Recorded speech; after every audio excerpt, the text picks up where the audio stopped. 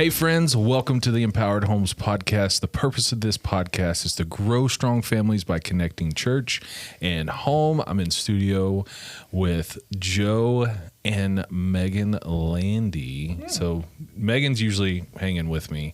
That's right. Hey friends. But we got another guy in here. Yeah. We dubbed him the new guy. He's the new guy. That's right. New guy. Okay. Yeah, the new guy before. in here. But we're excited about today's episode. We are going to be talking about parenting our athletes. We all have kids that are in sports. I know many of our listeners have kids in sports, and this is a hot button topic to dive into. But before we jump into our conversation, I got a question for both of you guys. So, former college athletes, both of you, lucrative careers in college I don't athletics. know about that. Y'all both had, what is it called, NIL deals, right? Yeah, that was way before those days. Yeah. And even then, I don't think we would have got him. We're collegiate athletes. It's a little bit And you too, Bobby. This includes Just you for were a minute. collegiate athlete. Yeah. I don't know if it counts, but Counts. so here's your question. Do you wish you can go back and change anything about your sports career? Ladies first. Well, I am thankful that I got to play in college. I consider it a privilege. I know there's a lot of young kids that aspire to play in college and aspire to play beyond college. And I played softball in college, so I was thankful that I was able to play and get a scholarship. But what would I go back and change? Oh, man. I think there could be two things. One, and it's what we're talking about today, but the way that one of my parents acted at the games. Oh, yeah. Mm-hmm. I'd go back and change that or ask that person to change that. And then the other is, and maybe because I had this particular parent that did not help me out. I was not a very kind competitor. Okay. So, meaning like, I think competition is good and I think you can be competitive, but there's a way to be competitive that isn't being a jerk. And Don't let her fool you. She's still competitive. there were some things I did that I'm not proud of. Yes. And said. I love it. Like as Meg mentioned, she played softball in college. I played baseball in college. That's where we met. And I always like to say that's where we hit it off. Wow. That's my little punny joke and everything. It's a good joke. But, honestly, I guess if I could go back to high school, I always tell people the reason I went to college, where I went to college, was so that I could meet Meg, in a sense, as I look back, because ultimately that's kind of how I came to know the Lord, through our relationship and whatnot, and that's wonderful. But if I could not change that, I think rather than play baseball, I would have liked to have focused on golf and basketball. Golf, because I could still play it, and I love playing basketball right now, and it's just a fun sport to stay in shape and whatnot. But if I could have got all that free golf, you know what I mean, and been able to do that. How about you? Yeah. Oh, me? I think about what football did for me, just even in middle school, high school. I remember it was the last week of, I think it was 7th grade, and I just got into a fight, and I was getting suspended, and all. And my assistant principal said, next year, you're going to go to alternative school because I'm tired of dealing with you, because I was just a turd. I was just an angry kid. Or you can play football. And so I was like, Didn't really have a choice. Fine, I'll come play football. Mm-hmm. And I loved it. Mm-hmm. Like it got me out of so much trouble. It got me around good people, good leaders, good men, great coaches. But even through high school, I'm still an idiot. But hey, football, you can't do drugs and all that stuff because there's random drug testing. Yeah. So it kept me out of a lot of trouble. But for going to college, I think for me was I wasn't very good. I was small for my position and all that, but just the opportunity to go play in college. I mean, not to say it changed my life, but it changed my life. Sure. Like, went to an incredible school where I just became a Christian, and I went to a Baptist university that I didn't even know what the word Baptist meant. And like I went there and played and I met my wife and didn't play super long. Injuries caught up to me. But if I could go change anything, gosh, I don't know, maybe positions, like play a different position that was, quarterback or receiver, tight end. I had some good hands. No, maybe position. Play a different position than beating my head every single play against someone else's. But I was usually the one that won. Yeah. So nice. It was fun. Yeah, I would say maybe a different position or try a different position. That's cool. So yeah, fun. People always ask me if going back to the softball thing, would you ever hit off Megan? Did she ever like pitch against you? And I'm like, nope, that's a bad idea. That's a lose-lose situation. Yeah. Actually, she probably could have struck me out. So yeah, we won't go into that. Because if you never know. You hit a bomb. I mean, it's I know. Then that could ruin the relationship. We wouldn't be sitting here. You know what I'm saying? Yeah. But you weren't going to hit off me, so. See what I'm saying? She's still competitive. Wasn't going to happen. Yeah, you were too big of a coward to face me. Oh. Well, and Bobby, you hit on something. Like, we talk about this a lot, parenting athletes, and, we've all in some capacity maybe coached our kids, or we've been at games where even at some of the youngest ages, parents are acting a fool. Yeah. Or we're just experiencing these super highly competitive environments at very young ages, 5 and 6 years old. And then it goes all the way up.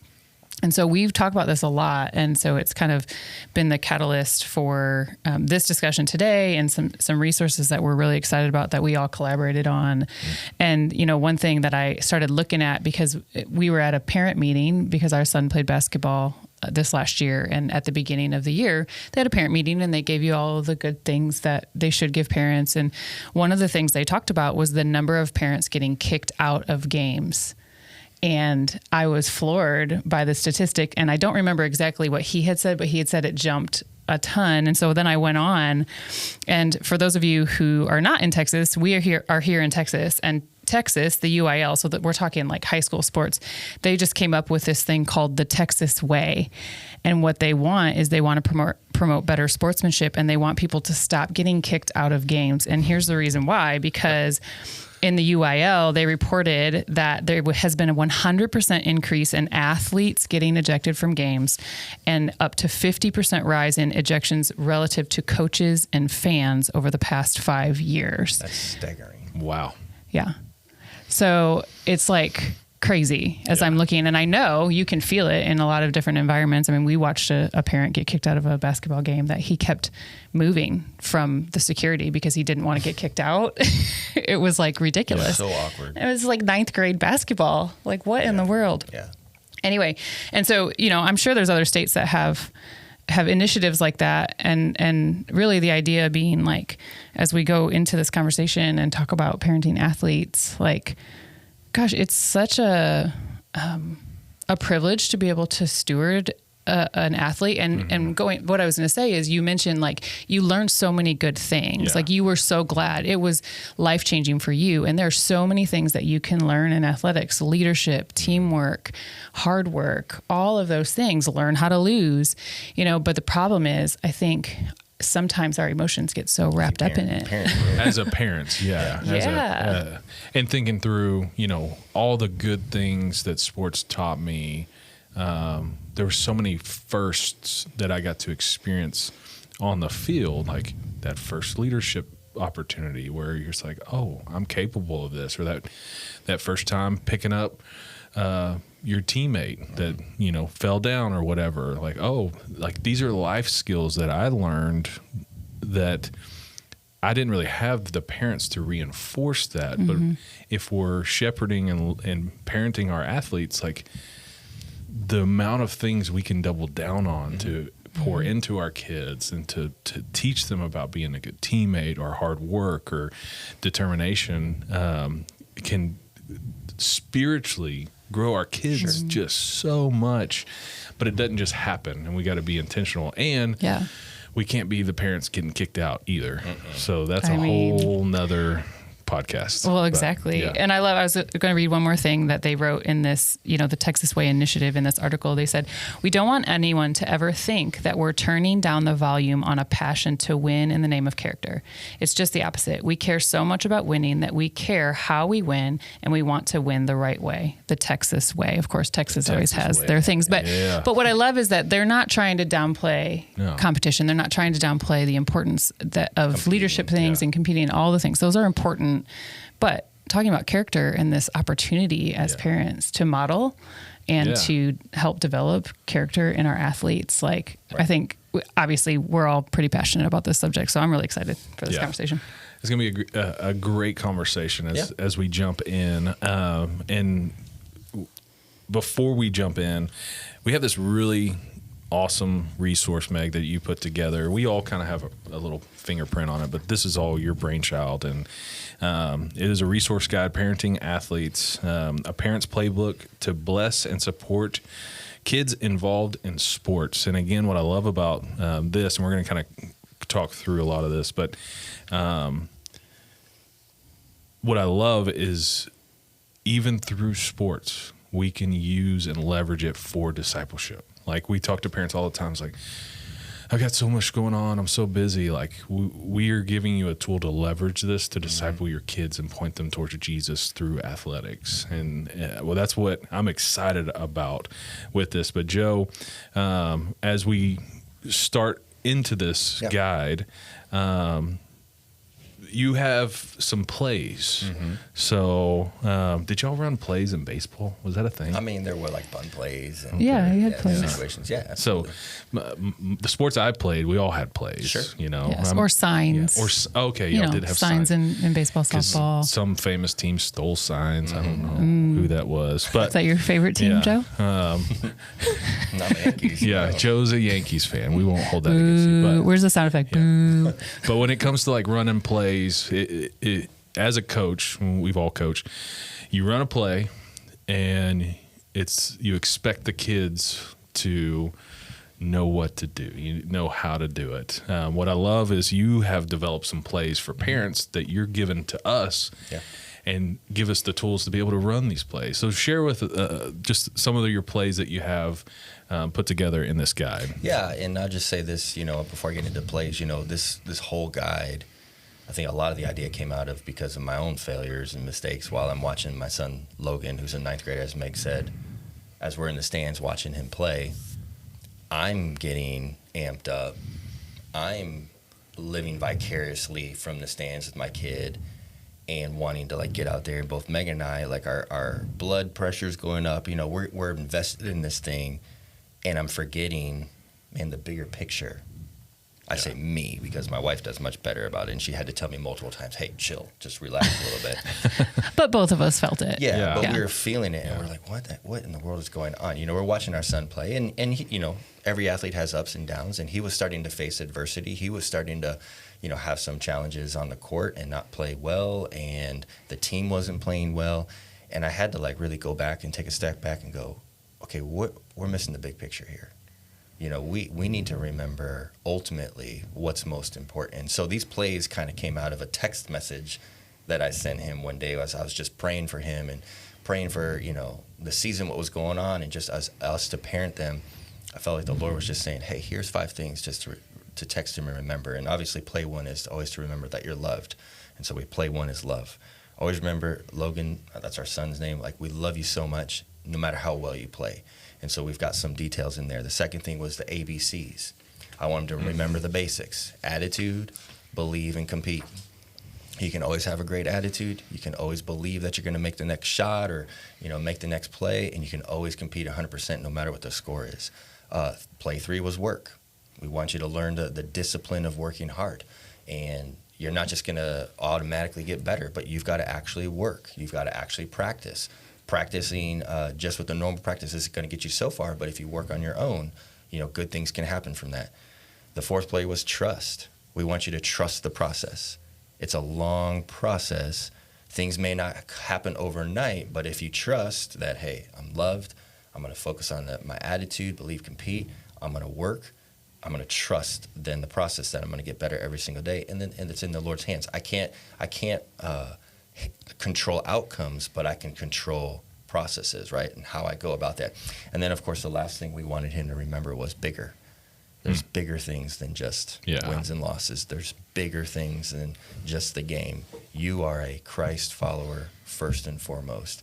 And so you the way you carry yourself on and off the court says a lot more for eternity than just this game right here. So that's a snapshot of where those came. But each play that you put together, what I love too, and Meg kind of helped organize this for us. Yes. There's biblical foundation for each one of these plays and the goal, and then how to run it as a parent. Like the trust one, run the play.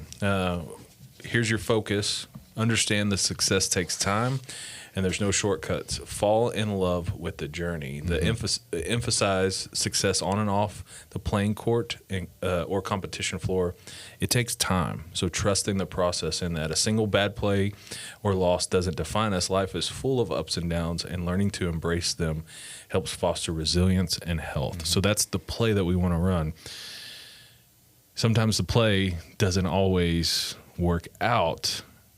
I've got a passionate, emotional kid who, if he misses a shot, I mean, it's just, he's done.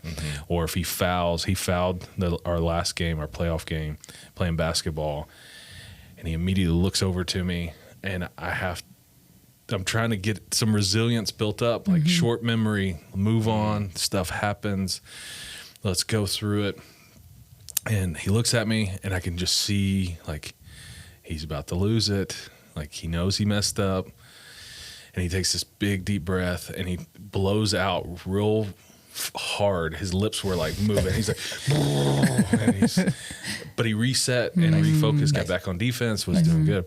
And I told him, he scored a couple baskets that game, had a great game. Yeah. And I told him, I said, guess what my favorite, we'll talk about communication before and after practice, too, in a minute. I said, my favorite part of the game is when you looked at me, I knew you were frustrated because you got the foul call. You took that breath, blew out the air, and then you reset. And so that's exactly the play. And for parents, sometimes we got to be reminded of this in that moment, that we're shaping their little hearts, because he's going to be in a boardroom or whatever career someday, and he's going to get the foul called on him, whatever that looks like. He's going to mess up. Right. If we can't get him to understand his emotions now, like, it's going to bleed into every part of his life. That's what I love about sports. We're teaching so much more than just ups and downs and X's and O's, and we're teaching life. And that's really a big part of, I think, releasing your heart as a parent. Is we can't be parenting to the performance.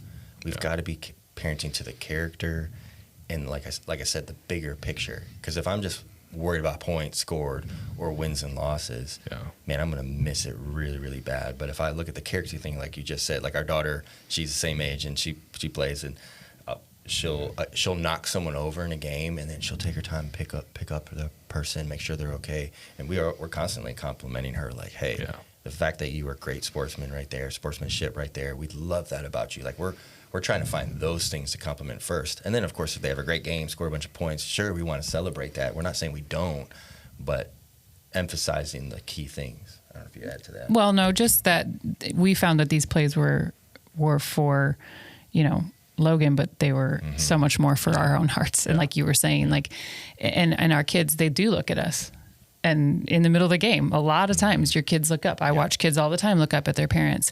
And, just a side note, there's a lot of parents that they're flipping their lid. They're like trying to coach. Speaking cursive. Speaking cursive. Or they're not paying attention. That's happened too, And so just knowing our kids are looking to us if we're at the game and the way that we're conducting ourselves. So this has been like life-changing for us to be fans of our child and the team or whatever they're doing. I mean, this isn't just team sports. This is individual things. This is band. I mean, it's just it's any type of Chan's in competitive cheer and does a lot of different stuff, but she says it embarrasses her.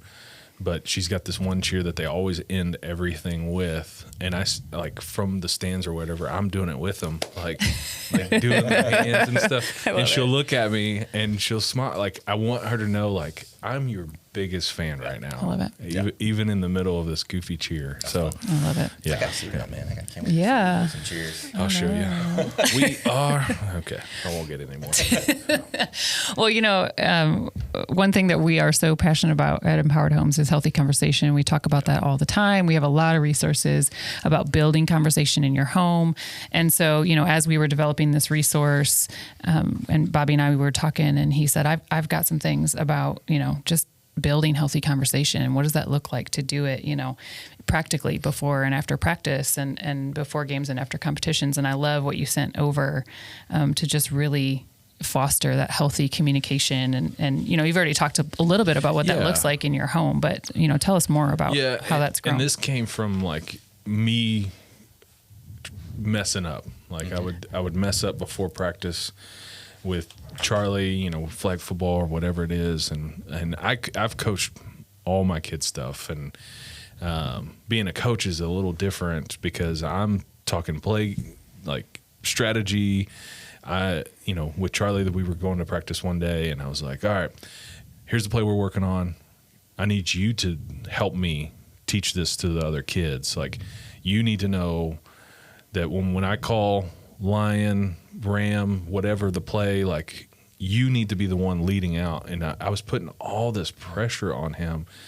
I was like, no other kid got that beratement before practice. And so he would get there and he'd mess up, and I'd get frustrated. I was like, we talked about and so it was one of the things that's eye-opening of like, man, what you say to your kids before practice, what you say after practice is a huge opportunity to leverage that for raising them up in discipleship, and this especially before and after games too. So I just put some thoughts down of just what to say, and I say this to Chan and Cheer. She's always, and she does tumbling too. She's an incredible tumbler, and I'm just want to show curiosity because typically dads don't really know what a back tuck is, or a punch front, or different stuff. And so one of the things that I always ask is like, what are you working on today? As we're driving, what's something you're working on? Got to get my toes tight, like in together. Okay. Because what I get to do after practice is go, how'd it go? Did you get better at what you wanted to get better at? Because I could care less. Well, I do care. This sounds bad. Care less about her toes being together, but she, in her mind, she has a plan for what she wants to get better at. And then there's follow-up to see how she did. That's life, right? That's every aspect of life of like, hey, math, I want to get better at fractions. How do we get better? We work on it. And then after the test, how'd you do? I did good. Like, so it's not just necessarily a sports thing, but really helping her develop these things. And then I always tell my kids, be an encourager. Like, encourage a teammate today. Find someone today at practice that you can encourage. Something after practice, always follow up. Did you get better today? But another one is there's times where I don't say anything about practice. Right. Like if I'm coaching and I know practice didn't go well, it's not the time because I'm just going to berate the kids and talk about the kids or whatever. They may want to talk about practice if stuff didn't go well, but sometimes as parents, we want to download every part of our kid's day, and they just don't want to. They most of our practices were in the evenings, and so they've already had a full day of school, and then practice. Like, hey, let's talk about what's for dinner. Right. Sometimes we don't have to talk about anything, and let them bring it up. Now, before games and competitions, one of the things that we just adopted for our kids was attitude, effort, and joy.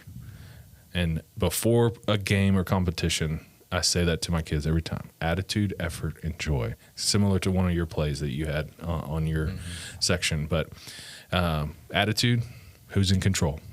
My kids say, I am. Effort, who's in control? I am. Joy, who's in control? I am. Everything else, we got no control. Like we don't know if the refs are going to be terrible today. That's okay. Or the mat stinks today. Like, there's so many variables that we can't control, but we can control our attitude, effort, and joy. Isn't that just like all of life? Yeah, exactly. Yeah, exactly. Good learning. And then just one thing after the game, and I already mentioned this a little bit, but I've tried, especially this season, because we're playing in a pretty competitive league for Chaps basketball.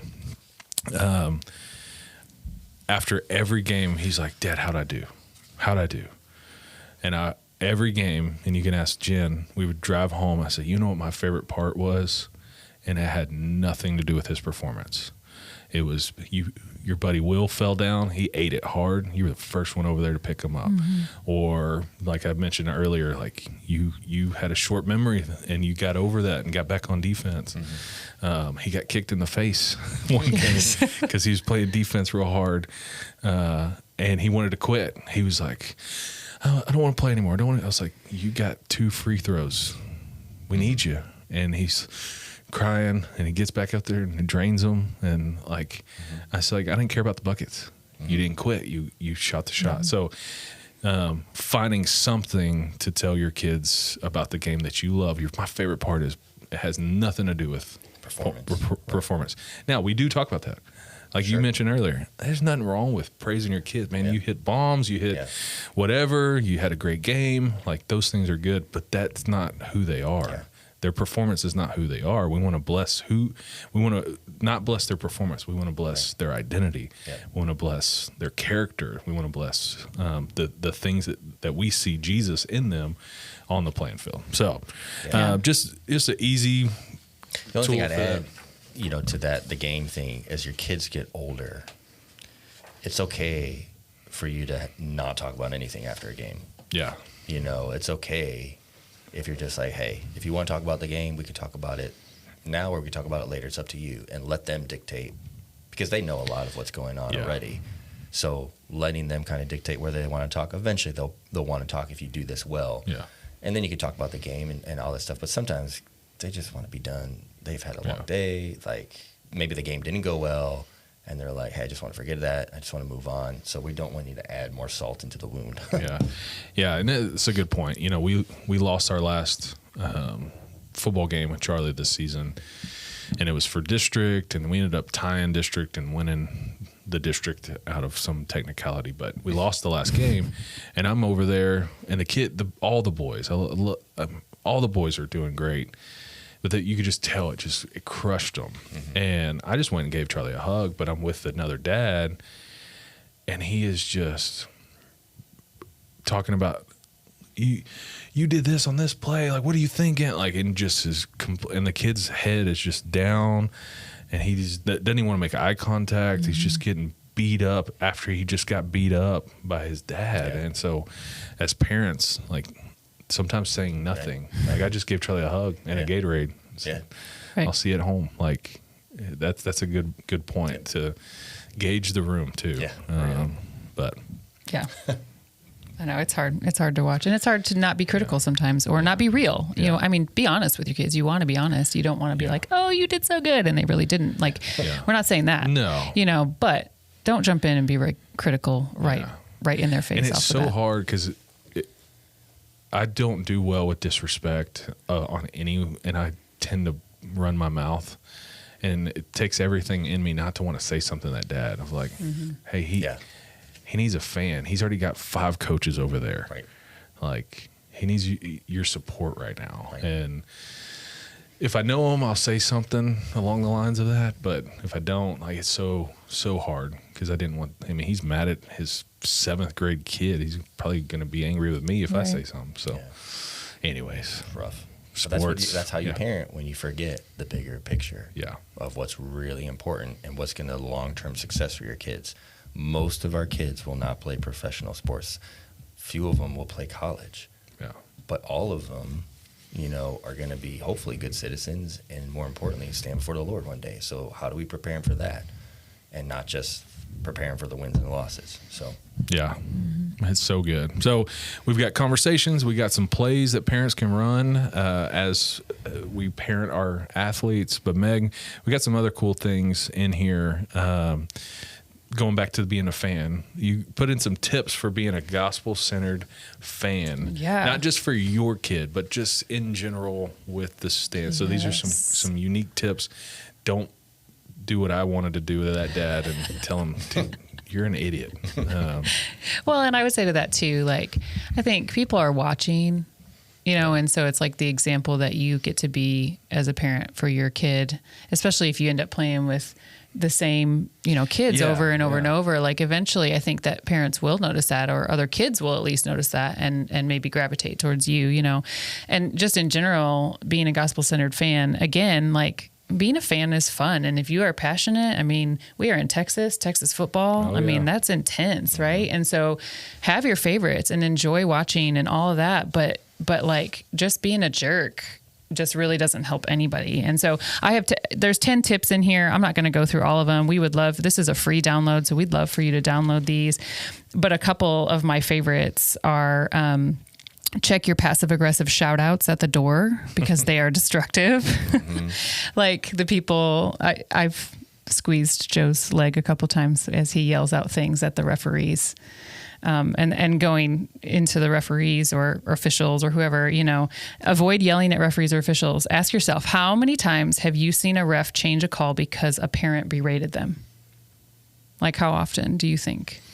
I don't know. I don't want to talk about the last game. A parent, you know. Okay, and like here's the thing. I get it. Yeah. You know, it's hard. And now if your child is hurt or there's something going on, I get that. You know, but we've tried to take the approach of like, okay, if the coach cares enough, then the coach is going to fight for it with the ref. And so really us yelling from the stands, like that's not going to help anything. Right. Now I know this is unpopular amongst many people. So you can email me later if you want. Yeah, there's a shortage of referees. Yeah. Well, and this is why parents are getting kicked out. As I officiated football, like to make extra money when the kids were babies.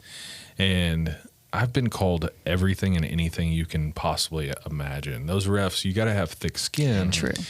But at the same time, I default to those refs trainings because I went through trainings, and if I blew a call or messed up or did something, like you've got to make it right, like on the ref's end. Sure. But it's not the parent's job right to scream and holler and yell. I remember calling a holding penalty in a huge game, East Texas football, big game, playoff implications. And I called holding, or I threw my flag. I called holding, and the whole place is booing me. Sure. Because it was on the team it was the home team. Anyways, so the coach is just losing his mind. And I walked over to him very politely, and I said, Coach, it was a receiver on the edge. It's like he's got to let him try to make a tackle. He had nothing but jersey, and you saw the jersey stretch too. That was holding. And the coach looked at me and said, I can't disagree with that, and walked back to the sideline. Right. I was like, you saw it. I had to call it. And I rarely threw my flag. But anyways, but when it comes to that, parents, like, let the coach get in there. Let the coach do that. Unless you are the coach. Well.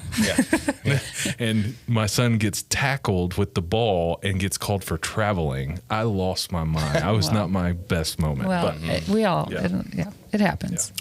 Yeah. So anyway, there's a lot of tips. Check them out. You know, don't blame everyone and everything for losses, right? Bad calls and mistakes are a part of the game. It's a part of life. Acknowledge your disappointment and move along. I mean, these are kind of like straightforward, kind of harsh, but like really it would help if people would follow some of these things, then I think it would help for everyone to enjoy the game a little bit more. Yeah. And anyway, I feel very strongly about being a good fan. You do, and you are. Yeah. And, you know, being a good fan, what I love on here is cheer for the whole team, not just your kid. Football season last year, group of parents, we didn't have like a roster of everybody's name because it's 7th grade B team football. And so we started texting, or creating a note sheet of all the boys. Oh, number 18, that's Dominic, or number 7, that's Walker, or whatever. And so we had a list, and we all kind of shared the list or whatever. And when one of our kids in our section would do something or make a tackle or whatever, I mean, I've got 10 other dads yelling Charlie's name. Like, it was so cool, so fun. That's fun. Like, that's awesome. And we're all cheering for everybody. And it's an easy way for us to be a good fan, to make sure we're representing Jesus. That's right.